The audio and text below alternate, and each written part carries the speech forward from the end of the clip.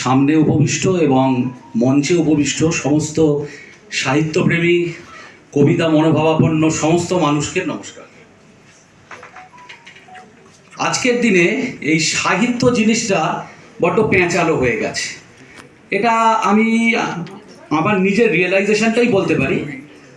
সাহিত্যর মাধ্যমে কিছু কিছু মানুষ কিন্তু কিছু পাওয়ার আশা করছেন, কিন্তু সাহিত্য আসলে আমি যেটা মনে করি সাহিত্য কিন্তু কিছু পাওয়ার নাম নয়, কিছু দেওয়ার নাম। এবং আমি এটুকু বলতে পারি যে আমি ফর 19 ইয়ার্স গভর্নমেন্ট অফিসার, কিন্তু আমার লেখালেখির চর্চাটা স্কুল কলেজ ইউনিভার্সিটি থেকেই, কিন্তু মাঝে সংসারের চাপে পড়ে এবং অবশ্যই পেশার কারণে একটু ব্যাকফুটে চলে গেছিল। এবং আমি অত্যন্ত ধন্যবাদ জানাবো, জোড়হাতে নমস্কার জানাবো সোমনাথ ঘোষ মহাশয়কে। আমি সোমনাথ দা বলি অবশ্যই।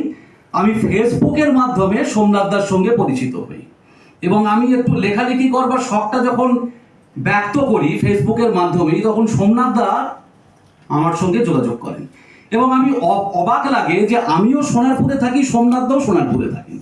এবং আমি আমার এই যে লেখক জীবনের যে দ্বিতীয় ইনিংস বলা যেতে পারে, সেকেন্ড ইনিংস, সেইটা কিন্তু সোমনাথদার কাছ থেকেই আমার পাওয়া।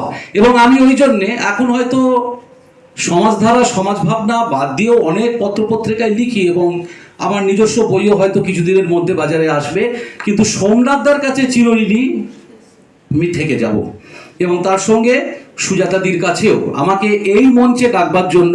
এবং সত্যি সত্যি আমি ডক্টর বিশ্বনাথ ব্যানার্জিকে বলছি যে আপনি হয়তো একটু হিউমিলিটি দেখালেন, কিন্তু মঞ্চে আমরা যে চারজন উপস্থিত আছি তাদের মধ্যে হয়তো আপনাদের তুলনায় আমি নিজেই সব থেকে কম, মানে কি বলবো, সব থেকে কম প্রফিশিয়েন্ট আর কি। মানে আপনাদের সম্বন্ধে আমি যা শুনলাম সেই তুলনায় খুবই ছোট মনে করছি আমাকে।